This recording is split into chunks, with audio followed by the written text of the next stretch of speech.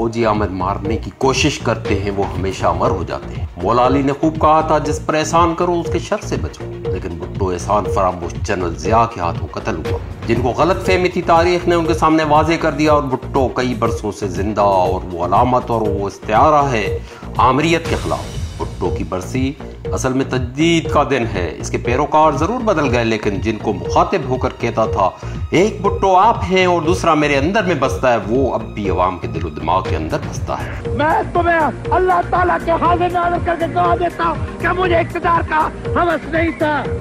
मैंने इक़्तिदार की कुर्सी को पहले ठोक के ताशकंद के बाहर फेंक के रखा था।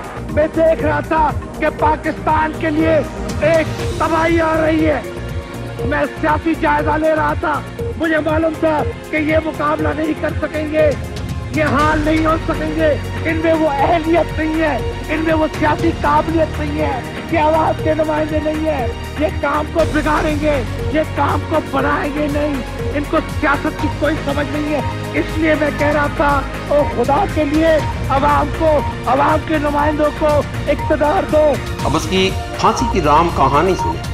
यही वक्त था जब 3 अप्रैल की शाम 4 अफसरान की टीम रावलपिंडी के जेल में पाकिस्तान की तारीख का एक स्याह बाब रकम करने के लिए दाखिल हुई। Jail superintendent Yar Mohammad, magistrate Bashir Ahmed Khan, jail doctor Sagheer Hussain Shah, security battalion commander और security officer lieutenant colonel Rafiuddin अदालती अहकामात पर अमल दरामद के लिए आए थे। जैसा कि कर्नल रफीउद्दीन ने अपनी किताब भुट्टो के आखिरी 323 दिन में तहरीर किया है कि जेल सुप्रीडेंट ने जुल्फिकार अली भुट्टो के सेल में शाम 6:30 बजे एक शख्स के साथ दौरा। जेलोदार ने पीपी के बानी को फर्श पर लेटे हुए पाया तो उसने जुल्फिकार अली भुट्टो की तवज्जो हासिल करने के लिए पहले उनका नाम पुकारा और फिर फांसी का हुक्मनामा पढ़कर सुनाया। अदालती अहकामात के मुताबिक 18 मार्च 1978 के लाहौर हाई कोर्ट के हुक्म के मुताबिक आप यानी जुल्फिकार अली भुट्टो को नवाब मोहम्मद अहमद खान के कत्ल के जुर्म में फांसी पर लटकाया जाएगा। आपकी सुप्रीम कोर्ट में दरखास्त 6 फरवरी 1979 को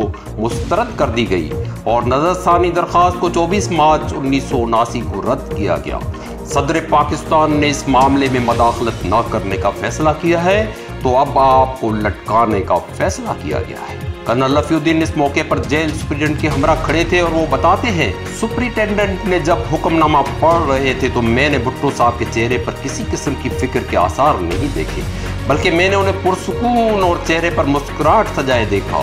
जेल सुप्रीडेंट की बात सुनने के बाद पीपीपी के बानी रहे कहा कि उन्हें फांसी के अहकामात सजा के 24 घंटे पहले सुनाए जाने चाहिए थे, मगर ऐसा नहीं हुआ। उन्होंने जोर दिया कि जब सुबह 11:30 बजे वो अपनी एहलिया और बेटी से मिले तो उन्हें सजा के दिन या वक्त के बारे में मालूम नहीं था, जिस पर उन्हें बताया गया कि सजा का मतलूबा हुक्मनामा जेलर के पास महफूज था। किसी हिचकिचाहट के बगैर जेल सुप्रीडेंट ने जुल्फिकार अली भुट्टो से पूछा कि क्या वो चंद घंटे बाद दी जाने वाली सजा से पहले अपनी वसीयत लिखना चाहते हैं, तो उन्होंने इस बात में सर हिलाते हुए लिखने के लिए सामान मुहैया करने का कहा। उन्होंने जेलर को यह भी कहा कि उन्हें ब्लैक वारंट दिखाया जाए, जिस पर जेलर का जवाब था कि कानून के मुताबिक ऐसा नहीं किया जा सकता। रात 8 बजे जुल्फिकार अली भुट्टो ने कॉफी का एक कप पिया और उन्होंने जेल में अपने अदली अब्दुर्रहमान को तलब करके कहा कि वो उन्हें माफ कर दे। रात 10 बजे के करीब उन्होंने अब्दुर्रहमान को गर्म पानी लाने को कहा ताकि वो शेव बना सके। इसके बाद भुट्टो ने कर्नल रफी से बातचीत की।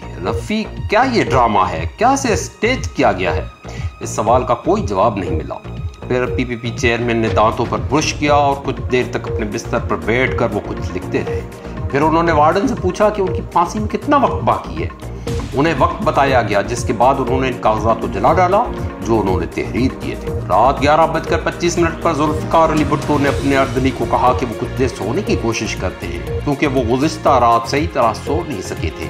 तमाम उन्होंने निस्फ शब को उठाने की भी हिदायत की, मगर जल्द ही असिस्टेंट जेल सुप्रीडेंट और दीगर अमला सेल में आ गया और वो चाहते थे कि पीपीपी बानी उठकर उनके साथ बाहर चले, मगर जब उन्हें कोई जवाब न मिला तो उन्हें सेल के अंदर जाने और वो जुल्फिकार अली भुट्टो को उठाने की हिदायत मिली। अमले ने इस पर अमल दरामद किया और वो मुश्किल ही भुट्टो को आंखें खोलने पर मजबूर कर सके। एक बार फिर पीपीपी रहनुमा ने डॉक्टर की बात पर कोई रद्द-ए-अमल जाहिर नहीं किया। इस मौके पर कर्नल रफीउद्दीन की मामलत से जुल्फिकार अली भुट्टो का तीसरी बार तिब्बी मुआयना हुआ और डॉक्टर ने कहा कि वो बिल्कुल ठीक है। रात 1:35 के करीब حکام کی ٹیم سیل میں داخل ہوئی اور ذوالفقار علی بھٹو کو بستر پر آرام کرتے ہوئے دیکھا۔ مجسٹریٹ بشیر احمد خان نے ان سے دریافت کیا کہ کیا انہوں نے وصیت تحریر کی ہے، جس پر بھٹو نے مدم آواز میں جواب دیا کہ انہوں نے کوشش تو کی تھی، مگر ان کے خیالات بہت زیادہ منتشر تھے، اس لیے وہ ایسا نہیں کر سکے اور کاغذات کو جلا دیا۔ پھر ان سے پوچھا گیا کہ کیا وہ پھانسی گھاٹ تک چل کر جائیں گے یا لے جائے جانے کو ترجیح دیں گے۔ اس سوال پر وہ خاموش رہے۔ کچھ سیکنڈ بعد جیل سپرنٹینڈنٹ نے اپنے عملے کو طلب کیا، جنہوں نے ذوالفقار علی بھٹو کو اٹھا کر اسٹریچر پر ڈال دیا۔ پی رہنما اسٹریچر پر بے حس و حرکت لیٹے رہے اور اسی دوران انہیں ہتھ کڑی پہنا دی گئی۔ جب انہیں چبوترے پر پہنچا دیا گیا تو 2 وارڈنز نے انہیں پھانسی کے تختے تک پہنچنے میں مدد کی۔ ان کی ہتھ کڑیوں کو اتارا گیا اور ایک بار جب ان کے ہاتھ کمر پر چلے گئے تو انہیں ایک بار پھر ہتھ کڑی لگا دی گئی۔ وہاں موجود تمام افراد خاموش کھڑے تھے۔ جلاد تارا مسیح پہلے سے ہی وہاں موجود تھا اور اپنے کام کے لیے تیار تھا۔ اس نے ذوالفقار علی بھٹو کے چہرے پر ایک نقاب چڑھا دی۔ جب گھڑی کی سوئیاں 2:04 پر پہنچی تو جلاد نے ذوالفقار علی بھٹو کے کان میں سرگوشی کی اور لیور کھینچ دیا۔ پی رہنما کا جسم 5 فٹ نیچے گرا اور آدھے گھنٹے تک اسی پوزیشن پر لٹکا رہا۔ اس کے بعد ایک ڈاکٹر نے معائنہ کیا اور ذوالفقار علی بھٹو کو مردہ قرار دیا۔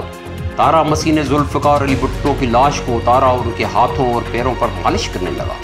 کہا جاتا ہے کہ جلاد پی رہنما کے اعضاء کو سیدھا کرنا چاہتا تھا، جو کہ پھانسی کے اثرات سے مڑ گئے۔ آدھے گھنٹے بعد ڈاکٹر نے موت کا سرٹیفکیٹ جیل سپرنٹینڈنٹ کے حوالے کیا۔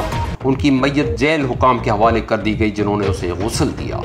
بعد ازاں میت کو تابوت میں رکھ دیا گیا اور پھر چکلالہ ایئر بیس لے جایا گیا، جہاں ایک C-130 طیارہ جیکب آباد پرواز کرنے کے لیے تیار تھا۔ طیارہ اڑا مگر 1 گھنٹے کی پرواز کے بعد کسی خرابی کے باعث واپس لوٹ آیا۔ اس کے بعد ایک اور طیارہ میت اور حکام کو لے کر اڑا۔ بہت دور بے نظیر بھٹو نے وہ رات ناقابل برداشت اذیت اور پریشانی میں گزاری۔